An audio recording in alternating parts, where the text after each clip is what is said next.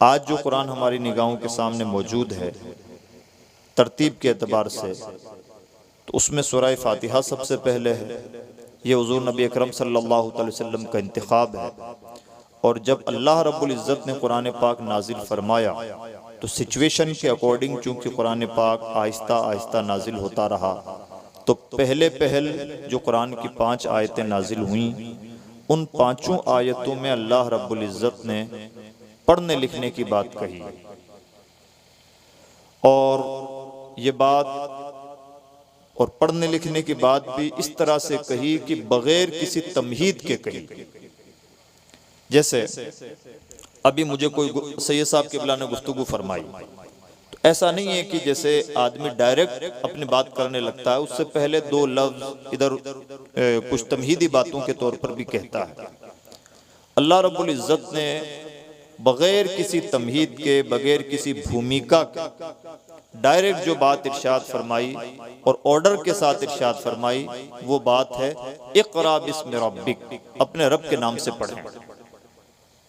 अक्ल ये कहती है कि चूंकि कुरान पाक की पहली आयत है, कुरान मजीद आखिरी किताब है जिस पर यह किताब नाजिल हो रही है, सैयदुल मुरसलीन हुजूर नबी अकरम सल्लल्लाहु अलैहि वसल्लम की ज़ात, वो आखिरी नबी हैं और उस आखिरी नबी पर नाजिल होने वाली आखिरी किताब की पहली वही है।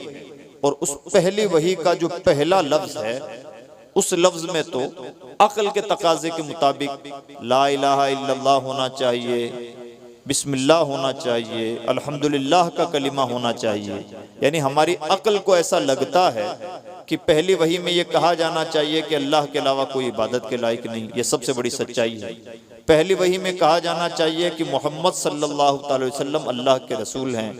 पहली वही हमारी अक्ल के तकाजे के मुताबिक सुबहान अल्लाह, अल्हम्दुलिल्लाह, अल्लाहु अकबर जैसे कलिमात से मुताल्लिक होनी चाहिए।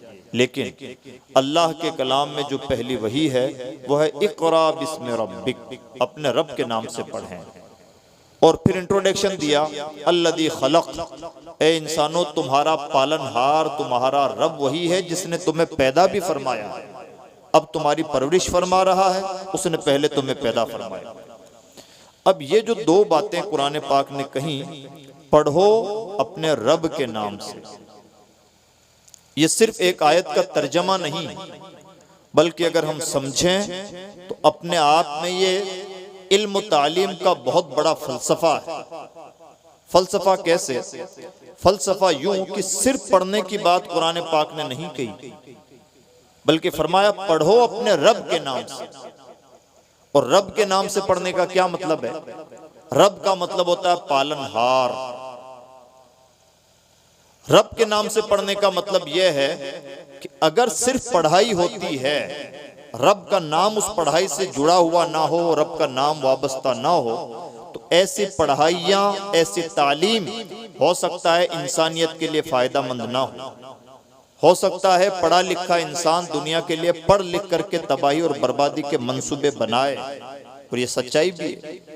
दुनिया में जितने भी तबाही के मंसूबे बनाने वाले हैं, जितने भी दुनिया को हाईजैक करने वाले लोग हैं, दुनिया में जो कुछ भी बड़े लेवल की खुराफात होती हैं, बदतमीजियां होती हैं, मुल्क के मुल्क तबाह बर्बाद होते हैं, जंगें होती हैं, जंगों के लिए मंसूबा साजी होती है, हथियार बनाने के काम होते हैं, ये जितने भी बड़े जुर्म हैं, इन बड़े जराइम के मुजरिम पढ़े लिखे लोग होते हैं।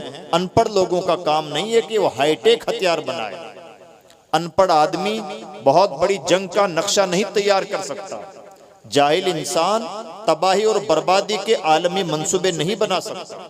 ये सब हाईली क्वालिफाइड लोग होते हैं जो तबाही और बर्बादी के मंसूबे बनाते हैं, पढ़े लिखे हैं और पढ़ लिख करके दुनिया के लिए फायदा मंदी के नहीं बल्कि तबाही के मंसूबे बना रहे हैं। क्यों? इसलिए कि उनके पास तालीम तो है, रब का नाम नहीं। और वो तालीम जिससे रब का नाम हट जाए, हो सकता है वो तालीम दुनिया के लिए फायदा मंद साबित हो, इसलिए कुरान ने सिर्फ तालीम या सिर्फ पढ़ने की बात नहीं कही, फरमाया पढ़ो अपने रब के नाम से। यानी तालीम ऐसी होनी चाहिए जिसमें रब की रुबूबियत का वास्ता हो। तालीम वो होनी चाहिए जिसमें तसव्वुर मौजूद हो कि हमारा कोई पालनहार है, हमारा कोई खालिक व मालिक है, हम किसी के बंदे हैं, कोई है जो हमें पालता है। और जब हमारा रब, हमारा खालिक व मालिक, हम जिसकी इबादत कर रहे हैं वो पूरी कायनात को पालता है, हम उसके बंदे हैं और हमें ये एतराफ़ है कि वो पूरी कायनात को पालता है, तो वो तो पूरी कायनात को पाले और हम उसी कायनात के लिए तबाही के मंसूबे बनाएं, ऐसा नहीं हो सकता। यानी यहाँ पर जो लफ्ज भी कुरान पाक में आया, रब का लफ्ज आया, पालनहार। रब सबको पाले, रब सबको रिस्क दे, वो पालनहारी करे और हम उसी का नाम लें और उसी की मखलूक के लिए तबाही के मंसूबे बनाएं, ऐसा तो नहीं हो सकता। इसीलिए फरमाया गया पढ़ो अपने रब के नाम से जिसने पैदा फरमाया। यानी अल्लाह पूरी कायनात को पालता भी है और अल्लाह पूरी कायनात का खालिक भी है। पहले तो उसने अपनी मखलूक को पैदा फरमाया, फिर उसके बाद में उस मखलूक को पालता रहता है और मुसलसल उसे रोजी अता फरमाता है। अगर ऐसे अजीमुशान रब की रुबूबियत का तसव्वुर हो, उसकी खालिकियत का तसव्वुर हो, बंदे के दिलो दिमाग में बात बैठ जाए कि मैं ऐसी हस्ती का बंदा हूँ जो पूरी कायनात को पैदा भी फरमाता है और वही पूरी कायनात को पालता भी है, तो इस नाम के साथ और तसव्वुर के साथ तालीम दुनिया में ऐसी होती है कि जहां जाती है लोगों को अल्लाह की मखलूक को फायदा ही पहुंचाती है, नुकसान और तबाही के मंसूबे नहीं बनाती। इसलिए कुरान पाक ने सिर्फ पढ़ने की बात नहीं बल्कि ऐसी पढ़ाई की बात की जिसमें रब की रुबूबियत का वास्ता हो, रब की खालिकियत का वास्ता हो, और फिर उसकी खालिकियत की अजमत का भी तसव्वुर पेश किया। खलक़ल इंसान मिन अलक़, अल्लाह रब्बुल इज्जत की अजीम जात वो जात है जिसने इंसान को खून की बूंद से पैदा फरमाया। यानी मामूली से इंसान को अशरफुल मखलूकात बनाया। इंसान जिसका वजूद ही ना था उसे पैदा फरमाया। इंसान की जो बुनियाद है वो बहुत मामूली है, लेकिन उस मामूली सी बुनियाद पर अल्लाह रब्बुल इज्जत ने अपनी कायनात का शहकार पैदा फरमाया। अपनी कायनात में इंसान को अशरफुल मखलूकात की सूरत में पैदा फरमाया।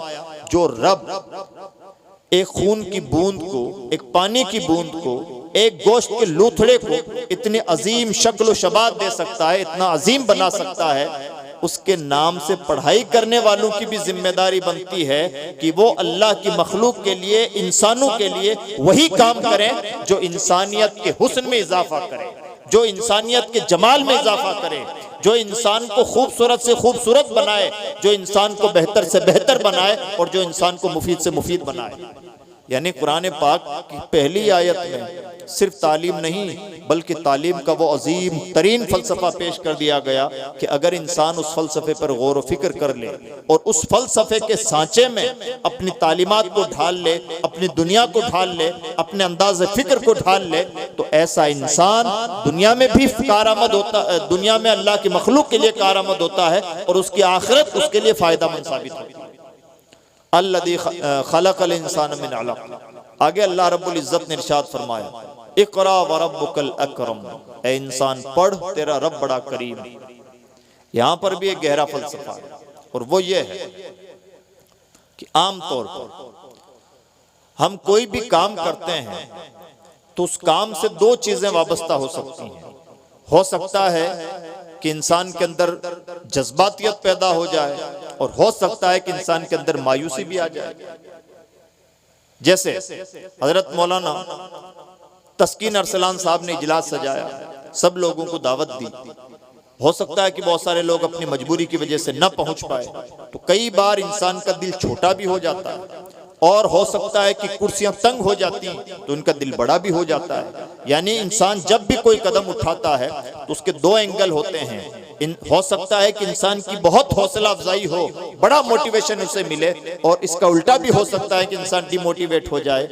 अल्लाह ने फरमाया इक़रा व रब्बुकल अकरम, ए इंसान पढ़, तेरा रब बड़ा करीम है। यानी इंसानों का काम पढ़ाई के सिलसिले में सिर्फ यह है कि वो पढ़ाई से ताल्लुक रखें, वो अपने काम से काम रखें। इंसान जब इखलास के साथ पढ़ाई करेगा तो अल्लाह रब्बुल इज्जत जरूर करम फरमाएगा। इंसान ने अगर अपनी मेहनतों में कोताही नहीं की है तो अल्लाह की रहमतें उसे मायूस नहीं होने देंगी और अल्लाह का करम उसका दस्तगीर होगा। इसलिए पढ़ाई का अल्लाह के करम से बड़ा ताल्लुक है। आज की दुनिया में पढ़ाई के साथ बहुत सारी चीजें जुड़ी हुई हैं, मोटिवेशन जुड़ा हुआ है। हजरत पढ़ाई तो करता हूँ लेकिन डिमोटिवेट हो जाता हूँ, मार्क्स कम आ जाते हैं, परसेंटेज में कमी रह जाती है, इन्वायरमेंट वैसा नहीं मिल पाता जैसा मिलना चाहिए, बहुत सारी बातें हो जाती हैं और इंसान कहीं ना कहीं मायूस हो जाता है। पढ़ाई के साथ उम्मीद का भी बड़ा गहरा ताल्लुक है और पढ़ाई के साथ मायूसी का भी बड़ा गहरा ताल्लुक है। अल्लाह ने इरशाद फरमाया इंसान पढ़, तेरा रब बड़ा करीम है। यानी जो इंसान पढ़ाई करता है उसे चाहिए कि कतन मायूस ना हो और अपने रिजल्ट पर गौर व फिक्र ना करे, बल्कि इस बात पर यकीन रखे कि मेरे रब ने अगर करम का वादा फरमाया है तो जरूर करम फरमाएगा। और अल्लाह के नाम से पढ़ाई करने वाला कभी भी महरूम नहीं रहता। पढ़ाई के रिजल्ट का हरगिज मतलब वो नहीं होता जो हमने अपनी दुनिया में समझ रखा है। अगर हमने पढ़ाई का मतलब सिर्फ नौकरी समझ रखा है तो हमने मतलब ही गलत समझ रखा है। पढ़ाई एक नूर है, इल्म एक नूर है। अगर आपकी नौकरी ना भी लगी, अगर आपकी पढ़ाई और आपकी डिग्री से आपको 2 पैसे का फायदा ना भी हुआ तो आपकी शख्सियत संवर गई, आप इल्म से मामूर हो गए, आपको एक उजाला मुयस्सर हो गया। ये छोटा इनाम तो नहीं है। और वैसे भी अगर इंसान रब के करम पर भरोसा रखे तो इंसान कभी भी महरूम नहीं ठहरता है। अल्लाह रब्बुल इज्जत की रहमतें जरूर दस्तगिरी फरमाती हैं। इसलिए जो भी पढ़ाई करता है उसे चाहिए कि कभी भी मायूस ना हो, बल्कि अल्लाह के करम पर मजबूत भरोसा रखे। इंशाअल्लाह उसकी दुनिया भी भली होगी और उसकी आखिरत भी भली होगी। इक़रा व रब्बुकल अकरम। आगे अल्लाह रब्बुल इज्जत ने इरशाद फरमाया अल्लज़ी अल्लम बिल कलम अल्लमल इंसान मा लम यअलम। अल्लाह वही है, ए इंसान तेरा रब, तेरा खालिक व मालिक वही है जिसने कलम के जरिए से इंसान को इल्म अता फरमाया, कलम के जरिए से इंसान को सिखाया और इंसान को वो सिखाया जो इंसान जानता भी ना था।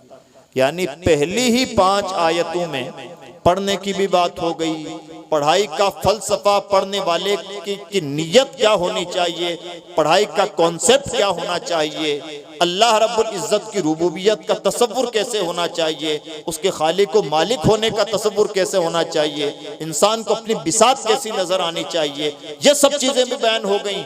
और पढ़ाई का निहायत इंपॉर्टेंट सोर्स है कलम। कलम के जरिए से इंसानों में इल्म मुंतकिल होता है। अल्लामा मुफ्ती नजरुल बारी साहब ने कुछ किताबें लिखी हैं, फतावा लिखते हैं, हमारी जमात के अजीम आलिम दीन हैं। तो इतना नहीं है कि इनका इल्म इनकी जात तक महदूद रहता है, बल्कि आने वाली नस्लों तक भी इनका इल्म पहुंच रहा है। वो हजरत सैयद साहब जैसे तलामिजा के जरिए से तो पहुंच ही रहा है, लेकिन इनके कलम की बरकत से भी आने वाली नस्लों को भी इनका इल्म मुंतकिल हो रहा है। यानी कलम हमेशा इल्म के फरोग का जरिया रहा है। कलम की बदौलत इल्म का फैजान आम से आम होता रहता है। आज तक बुखारी शरीफ हमारी दरसगाहों में पढ़ी पढ़ाई जाती है, ये कलम की बरकत ही तो है। मेहनत करने वाले ने कब मेहनत की थी, लिखने वाले ने कब उसे लिखा था, लेकिन आज भी ऐसा महसूस होता है, हमें किसी भी कमी का एहसास नहीं होता, बल्कि आज भी हमें ऐसा लगता है कि जैसे हम इमाम बुखारी के दरसगाह में बैठे हुए हों। ये कलम की बरकतें हैं। अल्लाह रब्बुल इज्जत इस तरह से इल्म को कलम के जरिए से आम फरमाता है। और कलम जैसे इंपॉर्टेंट सोर्स का भी कुरान पाक की पहली वही में जिक्र कर दिया गया। अल्लज़ी अल्लम बिल कलम, अल्लाह ने कलम के जरिए से इंसान को सिखाया, और सिखाया भी वो जो इंसान न जानता था। यानी इंसान पहले जाहिल होता है, लेकिन जब अल्लाह के नाम से पढ़ना लिखना शुरू करता है तो अल्लाह रब्बुल इज्जत उसे वो इल्म अता फरमाता है जिसका तसव्वुर भी इंसान के दिलो दिमाग में नहीं होता। इसी वजह से एक हदीस पाक में ये बात इरशाद फरमाई गई, इंसान जब अपने इल्म पर अमल करता है तो अमल की बदौलत अल्लाह रब्बुल इज्जत उसे वो भी अता फरमा देता है जो उसने सीखा नहीं होता है। शर्त यह है कि इंसान अपने इल्म पर अमल करता रहे। इल्म हासिल करना अपने आप में निहायत शरफ की बात है, और इल्म पर अमल करना और ज्यादा शरफ की बात है। इंसानों को चाहिए कि अपने मिजाज के अंदर ये दोनों चीजें पैदा कर लें, भरपूर इल्म भी हासिल करे और अपने इल्म पर भरपूर अमल भी करे, और हमेशा नेक नीयत रहे। पढ़ाई लिखाई का हर काम, दुनिया का हर भला काम रब की रुबूबियत के साथ, रब की खालिकियत के साथ, रब की के इलाहियत के तसव्वुर के साथ हो, और ये तसव्वुर दिलो दिमाग में रहे कि मैं तो बड़ा हल्का फुल्का हूँ, मैं तो खून और पानी की बूंद से पैदा शुदा एक हल्का और मामूली सा हूँ, लेकिन मेरे रब ने मुझे इल्म की बदौलत ये शरफ अता फरमाया कि अशरफुल मखलूकात बनाया है। वही पालनहार है, वही खालिक व मालिक है, वही करीम है, और उसी के करम पर भरोसा है। जब इंसान के दिलो दिमाग में अल्लाह की अजमतों के तसव्वुरात होते हैं तो उसकी दुनिया भी भली होती है और उसकी आखिरत भी भली होती है। अजीज दोस्तों, एक बार दुरूद शरीफ पढ़ लें। अल्लाहुम्मा सल्ली व सल्लिम मुबारिक व रहमत व रहम अला सय्यिदिना व शफीना व नबीना व हबीबना व मौलाना मुहम्मद सल्लल्लाहु तआला अलैहि वसल्लम।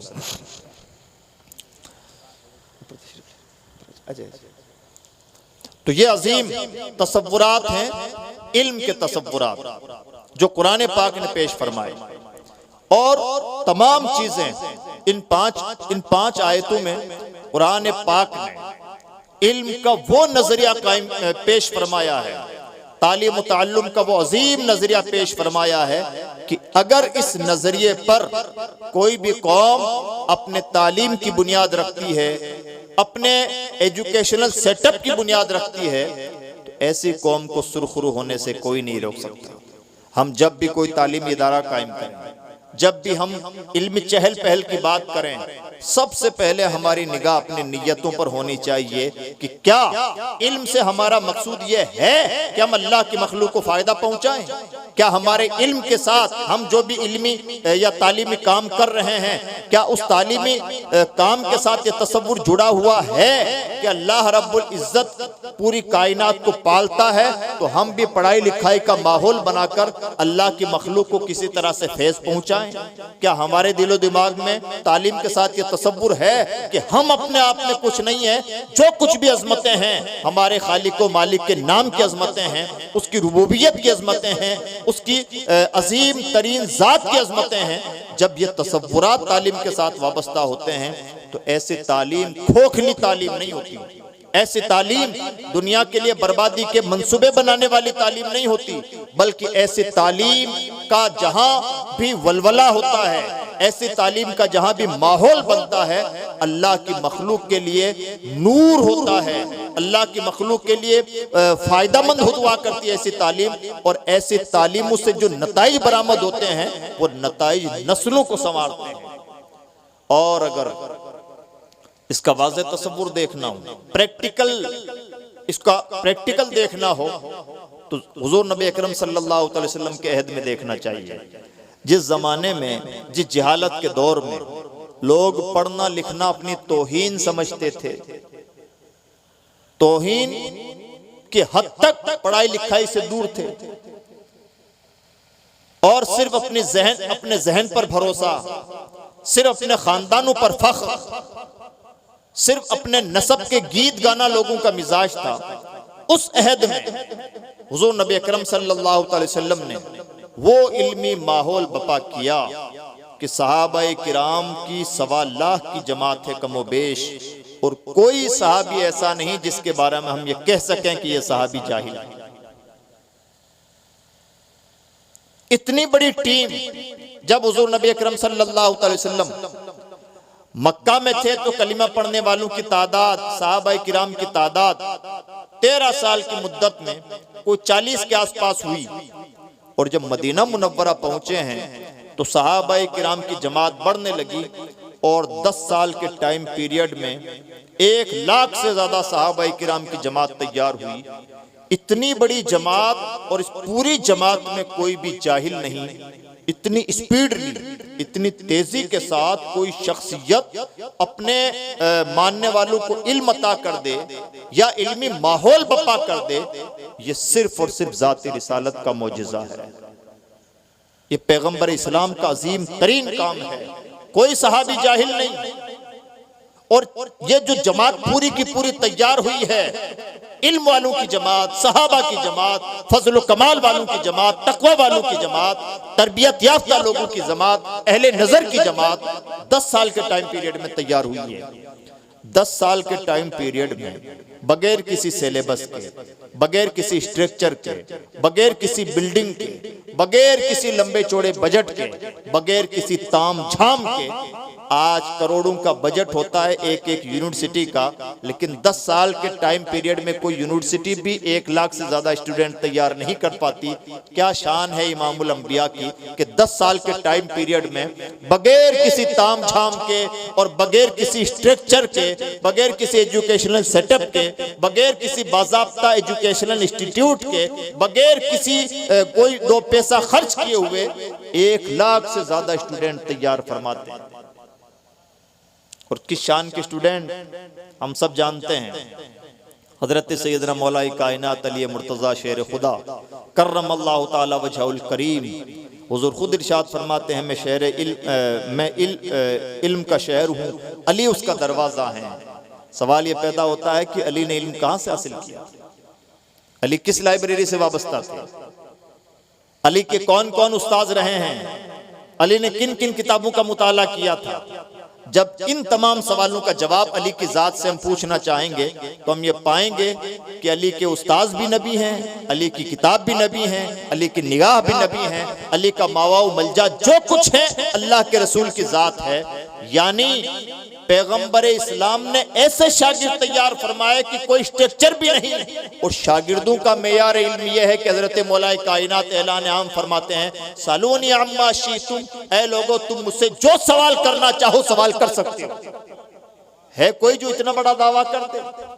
अगर आज कोई ये कहे कि मैं बहुत बड़ा आलिम हूं और दावा कर दे कि मुझसे बड़ा कोई इल्म वाला नहीं या मुझसे कोई कुछ भी सवाल कर सकता है, तो हो सकता है उलमा की एक जमात खड़ी हो जाए और ऐसे इंसान का मुंह बंद हो जाए, उसका नातिका बंद हो जाए।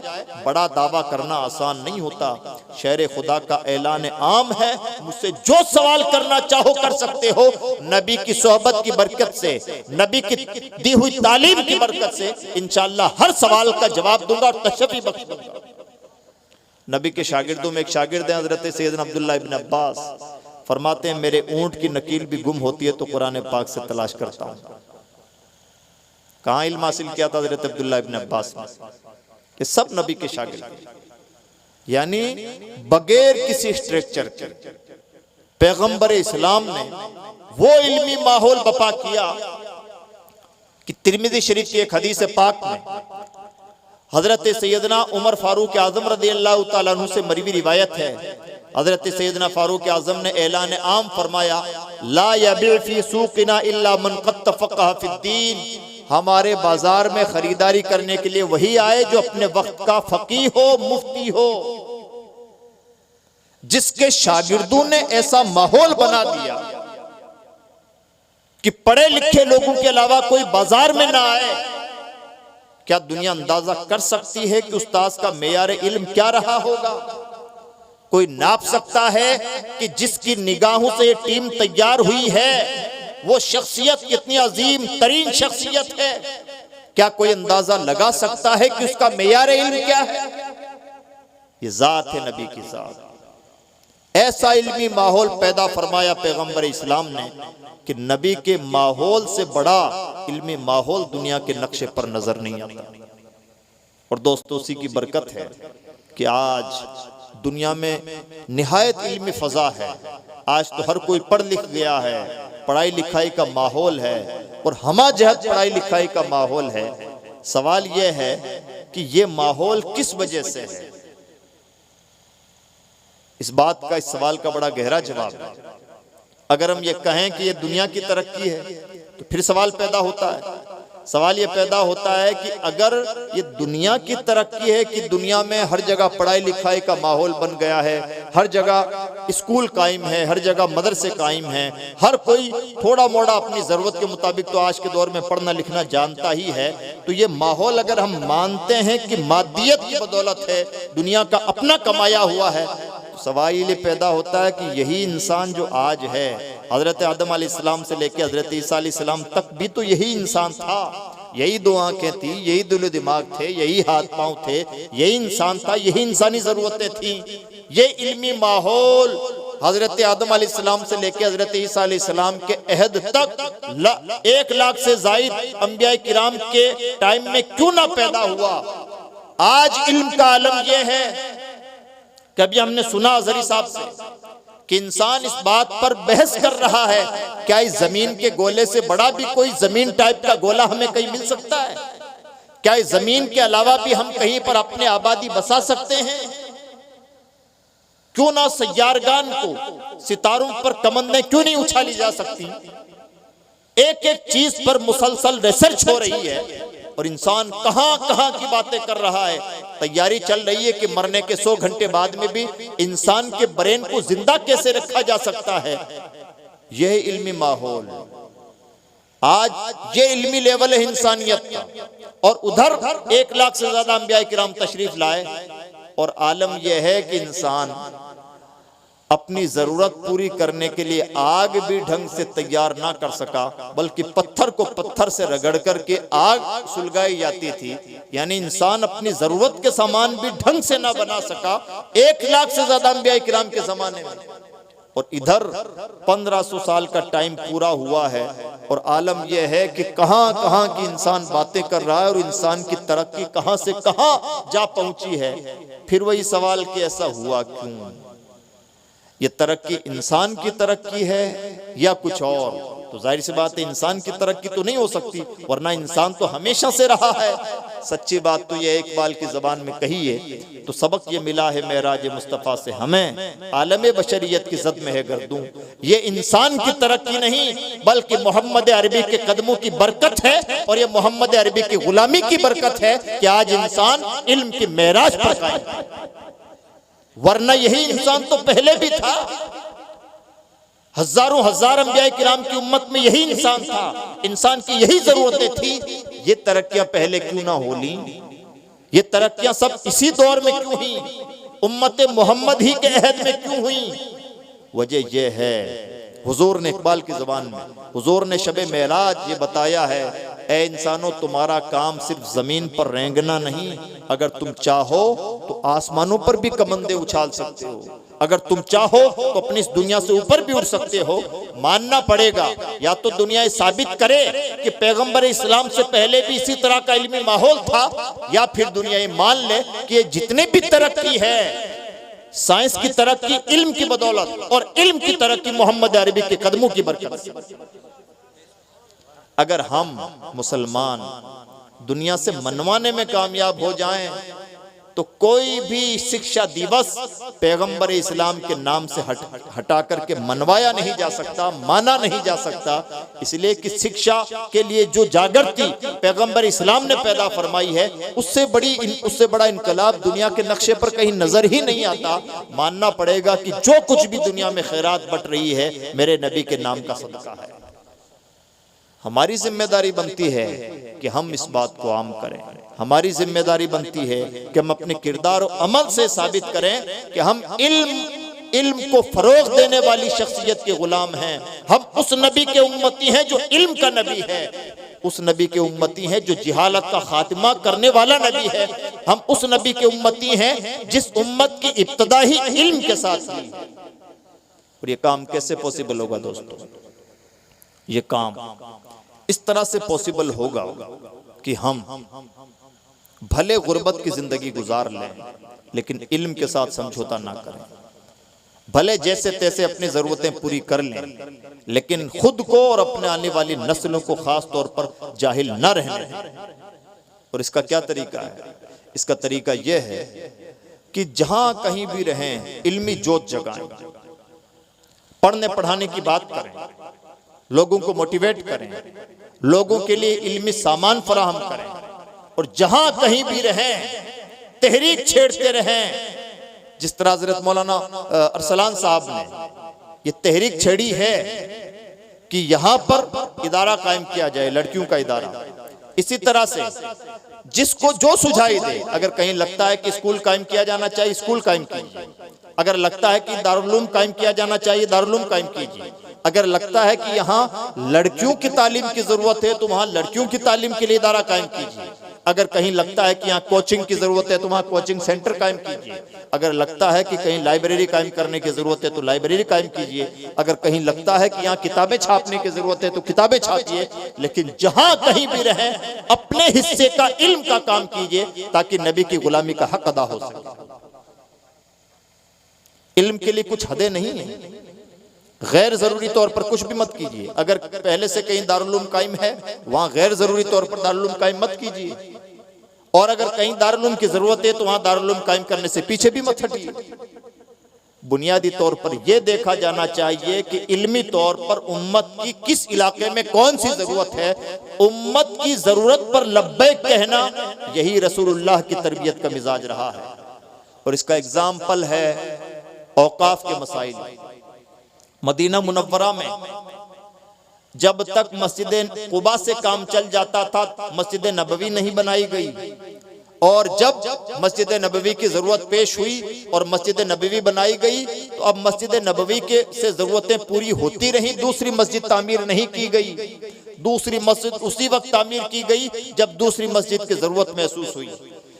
और इस दौरान जब जरूरत महसूस हुई कि मदीने वालों के लिए मीठे पानी का इंतजाम करना चाहिए, तो पैगंबर इस्लाम ने हजरत सैयदना उस्मान गनी रज़ियल्लाहु तआला अन्हु को तहरीक दी। और हजरत उस्मान गनी ने बीर रोमा 20,000 दिरहम में खरीद करके अहले मदीना के लिए 2 किस्तों में वक्फ किया। जब जरूरत पेश आई कि मस्जिद नबवी की जगह को कुशादा किया जाए, तो हजरत उस्मान गनी ने उसके लिए जमीन दी। जब जरूरत पेश आई कि मदीना वालों के लिए कब्रिस्तान का इंतजाम हो, तो हजरत उस्मान गनी ने बकिया गरकत की जमीन खरीद करके अहले मदीना के लिए वक्फ की। पता क्या चला? पता ये चला कि सिर्फ मस्जिदें बनाना ही सवाब का काम नहीं है, बल्कि जिस वक्त उम्मत की जो ज्यादा जरूरत हो, उस वक्त उम्मत के लिए वही काम करना ज्यादा सवाब का काम भी है। और यही रसूलुल्लाह की तरबियत भी है। हमारी परेशानी यह है कि हमारा एक सरमायादार आदमी जोश में आता है, तो उसे लगता है कि माँ बाप के इसाले सवाब के लिए मस्जिद बनाना ही सवाब का काम है, भले मस्जिद की जरूरत ना हो।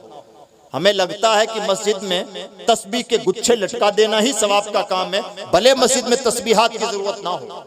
मस्जिद में मुसल्ले रख देना, पारों की पेटियां रख देना ही सवाब का काम है, भले जरूरत ना हो। हम अपनी फिक्र से ना तय करें, बल्कि उम्मत की जरूरत को पहले देखें। उम्मत को जिस चीज की जब जरूरत हो वही काम करें, यही ज्यादा सवाब का काम है। ये रसूलुल्लाह की तरबियत का हिस्सा है। और अजीज दोस्तों, आज के दौर में उम्मत को सबसे ज्यादा जिस चीज की जरूरत है वो है तालीम। इसलिए कि आज जिहालत की वजह से कौम का जवाल है। जिहालत की वजह से कौम को रुसवाइयों का सामना करना पड़ रहा है। जिहालत की वजह से हमारी कौम सेकंड दर्जे की शहरी बनकर रह गई है। और इस बिछड़ी हुई कौम को, इस नजरअंदाज की जाने वाली कौम को उसकी अजमत रफ्ता अता करने का तरीका यही है कि इल्मी तौर पर इसे मजबूत किया जाए, हमाजहत इल्मी तौर पर मजबूत किया जाए। जहां जिस तरह की तालीम की जरूरत है वहां वैसा ही इंतजाम किया जाए। और जब जब तालीम की बात हो तो एक कॉन्सेप्ट क्लियर रहना चाहिए कि तालीम रस्म का नाम नहीं है, तालीम बिल्डिंग का भी नाम नहीं है, तालीम सिर्फ फॉर्मेलिटी का नाम नहीं है, तालीम क्वालिटी का नाम है। जब तक तालीम के अंदर क्वालिटी पैदा ना हो, ना तो हम तालीम देने का हक अदा कर पाएंगे, ना तालीम लेने वाला तालीम लेने का हक अदा कर पाएगा। और इज्तिमाई तौर पर दोनों ही उम्मत के हक में मुफीद नहीं है, बल्कि उम्मत की हक तलफी कर रहे होंगे। उसको एक एग्जाम्पल से समझें। अगर किसी उस्ताज ने अपने तालिब इल्म को, अपने स्टूडेंट को कुरान पाक तो पढ़ाया लेकिन सही नहीं पढ़ाया, तो मुफ्ती साहिबान यहाँ पर जलवा अफरोज हैं। जब तक वो तालिब इल्म गलत कुरान पाक पढ़ता रहेगा और गलत कुरान पाक पढ़ने की वजह से उसकी नमाजें या उसके पीछे नमाज पढ़ने वालों की नमाजें बर्बाद होती रहेंगी, तो जिस तरह से सदकाए जारिया होता है, सवाब जारिया होता है, उस्ताद साहब ये क्यों भूल जाते हैं कि वो एक शागिर्द ही उस्ताद के लिए कयामत के दिन वबाल जान बनने के लिए बहुत काफी है। सस्ता सौदा नहीं है। उस्ताद बनना बहुत शर्फ की बात है, लेकिन उससे कहीं ज्यादा जिम्मेदारी की बात भी है। तालीम गाहें इदारे कायम करना बहुत अच्छी बात है, लेकिन जिम्मेदारी की भी बात है। लिहाजा जब भी तालीम की बात करें तो क्वालिटी की बात करें, उसका हक अदा हो, ताकि उम्मती होने का भी हक अदा हो, तालीम देने का भी हक अदा हो, और तालीम लेने वाले के लिए तालीम लेने का भी हक अदा हो। आपका इलाका, सीमांचल का इलाका, इस माना करके बहुत खुशकिस्मत है कि हाँ, हमारी मिल्लत के बड़े पाए के उलमाए किराम गुजरे हैं और मौजूद हैं। हमारी पहली जिम्मेदारी तो ये बनती है कि इन लोगों की कदर करें, ये बहुत कीमती लोग हैं, इनकी कदर करें। और दूसरी जिम्मेदारी ये बनती है, आपके यहाँ चूंकि मजहबी तालीम का रुझान है, हमारे ही मुल्क के बहुत सारे खित्ते ऐसे हैं, दूर तक चले जाइए कोई मदरसा नजर नहीं आता, कोई इस्लामी माहौल नजर नहीं आता, है मुसलमान, खानदानी मुसलमान, लेकिन उन बेचारों को हलाल और हराम की क्या, कुफ्र और ईमान तक की तमीज नहीं होती। आपका इलाका इस माने में खुशकिस्मत है कि यहाँ जगह जगह इदारे हैं, लेकिन अब आपकी, हम सब की मुश्तरका जिम्मेदारी ये बनती है कि उन इदारों में क्वालिटी पैदा करें, उन इदारों में जरूरत के मुताबिक ही बच्चे रखें, लेकिन जितने भी बच्चे रखें, जितने भी बच्चियां रखें, जो भी तालीम दें, इतनी मजबूत दें कि आने वाली नस्लों को संवारने के लिए वो बच्चे और हमारे स्टूडेंट काफी हों। यानी क्वांटिटी भले कम हो, कोई फर्क नहीं पड़ता, क्वालिटी मैटर करती है। क्वालिटी इतनी मजबूत होनी चाहिए कि जहां कहीं भी हमारा परवरदा रहे, हमारे लिए भी नजात का जरिया साबित हो और उम्मत मुस्लिमा के हक में भी फायदामंद हो। इसलिए अजीज दोस्तों, इस तौर पर बहुत ज्यादा गौर व फिक्र करने की जरूरत है। और आज के दौर में तालीम का एक और मतलब भी हो गया है, और वो ये हो गया है कि बतौर मुस्लिम हमारा काम दीनी तालीम के बगैर कतअन नहीं चलना, वो हमारी रूह है, लेकिन उस रूह की जान है मॉडर्न एजुकेशन भी। जिस तरह से रूह के बगैर काम नहीं चलता, जिस्म के बगैर भी काम नहीं चलता, इसलिए स्कूलिंग की तालीम भी अपने बच्चों को जरूर दें, दिलवाएं, और अपने इलाके के स्कूलों को अच्छे स्कूल में बदलें, अपने इलाके के मदरसों को अच्छे मदरसों में बदलें। और जो लोग भी तालीम का काम कर रहे हैं, चाहे वो स्कूल की शक्ल में कर रहे हों, मदरसे की शक्ल में कर रहे हों, कोचिंग की शक्ल में कर रहे हों, उनकी हौसला अफजाई करें, उनका शुक्र अदा करें, और कभी भी अपने दिलो दिमाग में ये बात ना लाएं कि ये खाने कमाने के जरिए हैं। बल्कि मैं तो कहता हूं कि अगर कोई स्कूल चला रहा है, उस स्कूल की फीस ले रहा है, भले उसने ठेठ बिजनेस पर्पस से स्कूल खोल रखा हो, स्कूल आमतौर पर बिजनेस पर्पस से ही खुलते हैं, तब भी उसका शुक्र अदा कीजिए कि भाई तुम्हारा शुक्रिया कि तुमने बिजनेस भी इख्तियार किया, तो वो किया जो हमारे बच्चों को इंसान बनाने वाला। तुम चाहते तो कोई दुकान खोल लेते, तुम चाहते तो कोई मार्केट सजा लेते, अपना दो पैसा कमा लेते, और तुम्हें कोई बहुत ज्यादा परेशानी भी ना होती। लेकिन तुम्हारा शुक्रिया कि तुमने पैसा कमाने के लिए भी वो रास्ता अपनाया है जिससे हमारे बच्चों की शख्सियत संवर रही है। अच्छा मशवरा दें, खैर खाई करें, अपने लोगों का सपोर्ट करें, लोगों को आगे बढ़ाएं, और चीजों को गहराई के साथ समझें, और दर्दमंदी के नाते चीजों को आगे बढ़ाएं। ये आज के दौर की हमारी सबसे बड़ी जरूरतें हैं। तालीम के मुतालिक ये कुछ बातें थीं जो मुझे ज़रूरी महसूस हुई, तो मैंने इन हालात के पेश नज़र आपके सामने रखी हैं, और मैं उम्मीद करता हूं कि मैंने जो बातें आपको बताई हैं, आपने उन बातों को ढंग से सुना समझा होगा। और जो भी लोग बाद में भी सुनेंगे समझेंगे, उनसे भी गुजारिश है कि हम इस वक्त निहायत नाजुक हालात से गुजर रहे हैं, बहुत नाजुक हालात से। और ये नाजुक हालात हम ये नहीं कह सकते कि सिर्फ सियासत की बदौलत है, उसमें कई बार हम खुद भी जिम्मेदार हैं। हमारा इल्म, कच्चा इल्म जिम्मेदार है, हमारी बेअमलियां बल्कि बदअमलियां जिम्मेदार हैं, हमारी गैर जिम्मेदारियां जिम्मेदार हैं। हम अपनी जिम्मेदारियों का हक अदा नहीं कर पाते, इसकी वजह से हालात के तरीका शिकार होना पड़ रहा है। इसलिए अजीज दोस्तों, इन नाजुक हालात में भी अगर हमने अपने आप को संभाला ना दिया और सिर्फ रस्मों में उलझ के रह गए, तो अल्लाह की बारगाह में जवाबदेही बड़ी मुश्किल होगी। इसलिए आपसे बहुत एहतराम के साथ और दर्द के साथ गुजारिश है कि जिससे जो हो सके इस पुरफितन अहद में उम्मत की भलाई के लिए जितना कर सकता है, नेक नियति के साथ, दर्दमंदी के साथ, इखलास के साथ, और महज अल्लाह के रजा के लिए करे। दुनिया आपकी पीठ थपथपाए या न थपथपाए, अल्लाह की बारगाह से इंशाअल्लाह महरूम नहीं होंगे, और असल अजर देने वाला वही है। ये वो ज़माना है, अभी हजरत मुफ्ती नजरुल बारी साहब क़िबला फरमा रहे थे, अफसोस होता है कि हमारे जो बड़े उलमा जा रहे हैं उनकी जगह खाली ही रह जा रही हैं, उनकी जगहों को पुर करने वाला कोई नहीं है।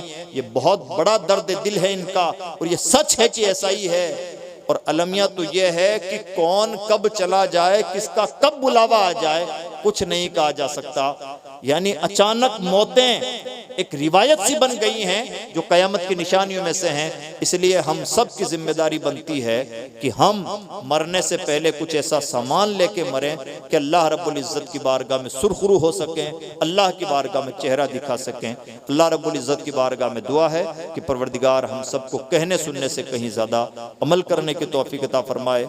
और हमारा जो इदारा हज़रत मौलाना तस्कीन अरसलान साहब ने कायम किया है, जिसके लिए मज़ीद जिद्दोजहद कर रहे हैं, उस इदारे को अल्लाह खूब तरक्की अता फरमाए और अल्लाह करे कि